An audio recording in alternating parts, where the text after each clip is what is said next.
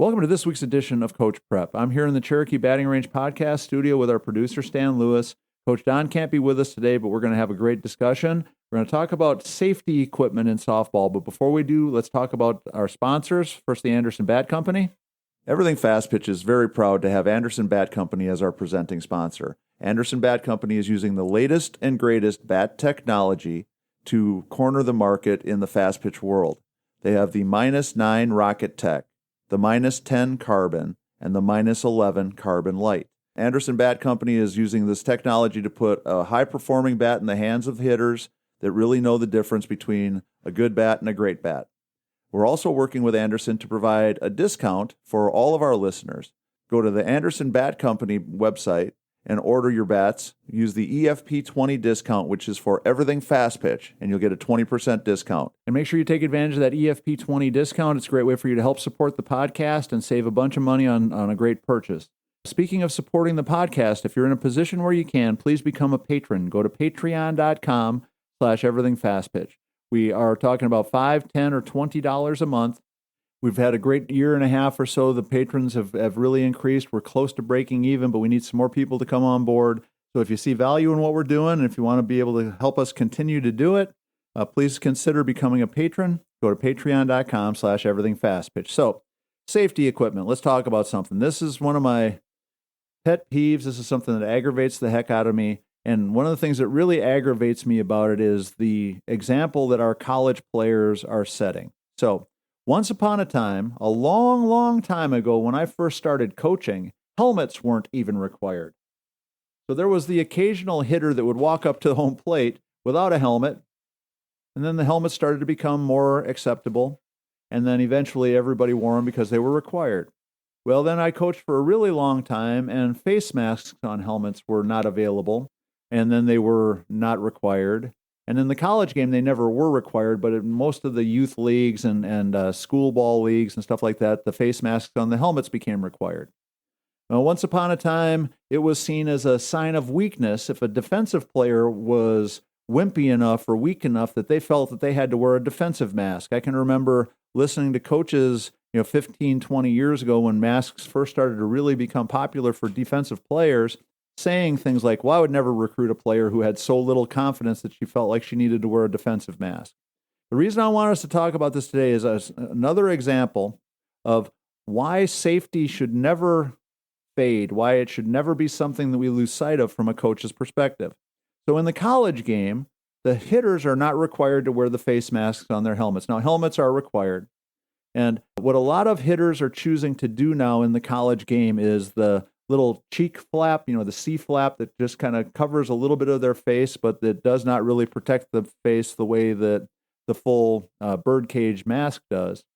And a lot of players are choosing to wear nothing at all. Now, I get it. You feel like you can see the ball better. You feel like you get a better look at the pitch. You feel like it might even make you a bit more successful or more likely to be successful at the plate. But what happened in the Utah game the other day tells us why this whole idea of it might make me a little bit better player and why I'm tough enough that I don't need it is something that everybody should just be shaking their head and wondering, why are we putting ourselves at risk? Why are we allowing things like this to happen?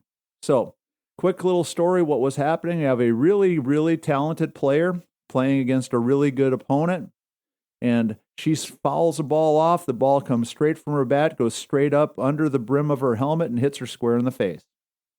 So if she'd had the full face mask on, she would have got rattled a little bit. She would have got shook up a little bit. She might have, got her helmet twisted around on her head a little bit, but she would have been just fine.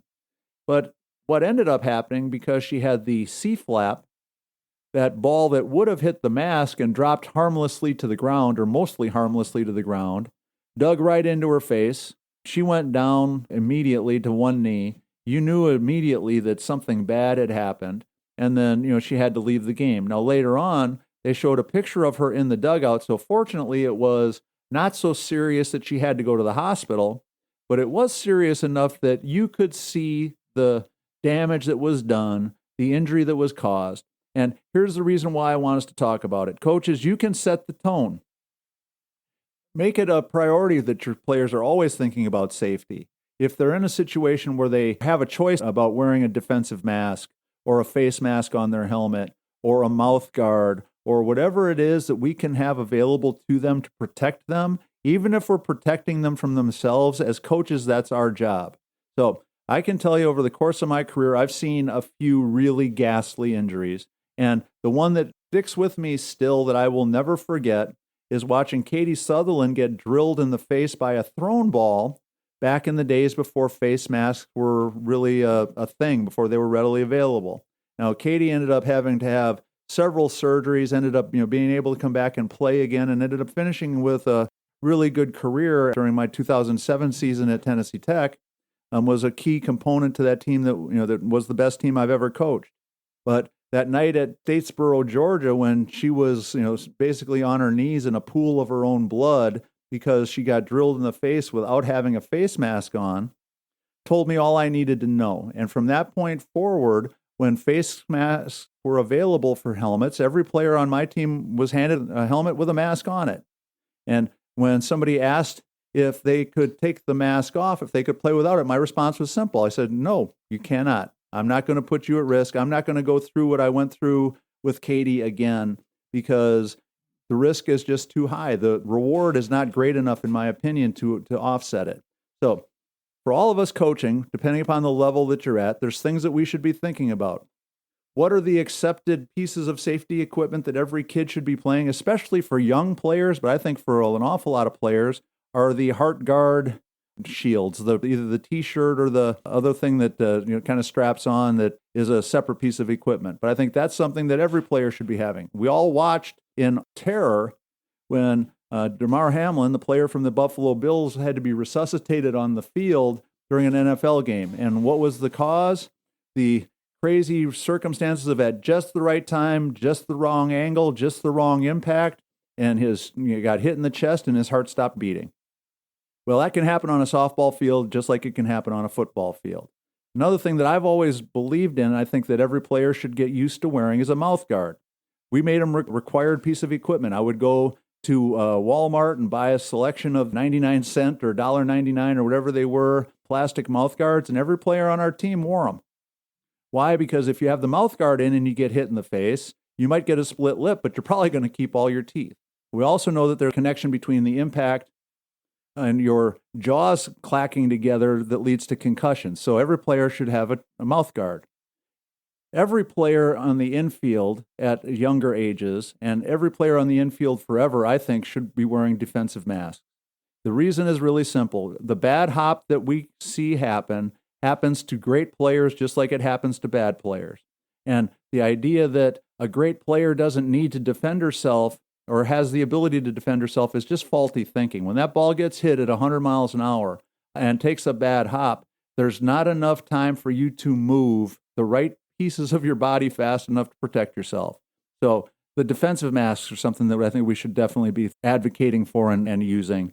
And the face masks on the helmets, to me, is an absolute no-brainer. If you want to see what's going to happen, just go watch the replay of that Utah-UCLA Pac-12 championship game. And you're going to watch a great player at a really high level be totally undefended and unable to protect herself because that foul ball comes off that bat so fast. So, coaches, here's your coach prep tip. Safety has to always be our number one priority. The terrible things that can happen, the tragedies that we see, the injuries that we see, those don't get undone just because we wish we would have done something else. The only way we can keep it from happening is to keep it from happening. And the best way for us to do that is to make sure that our players are always protected with whatever protective equipment we can give them. So that's going to wrap up this week's edition of Coach Prep. Please make sure you check out our website, order your Square Cuts training discs. There you go to fastpitchprep.com. Order them up. We'll get them shipped out to you right away. They're $49.95 a dozen. You can also check out the YouTube channel and the blog posts while you're there. Also, if you have questions, ideas, suggestions, please make sure you reach out to us at everythingfastpitch@gmail.com or fastpitchprep@gmail.com. Coach Don and I love talking about stuff that you're interested in, and we certainly would love to hear from you. So for Coach Don McKinley, our producer Stan Lewis, this is Coach Torrey saying thanks for listening. We'll talk to you again next week.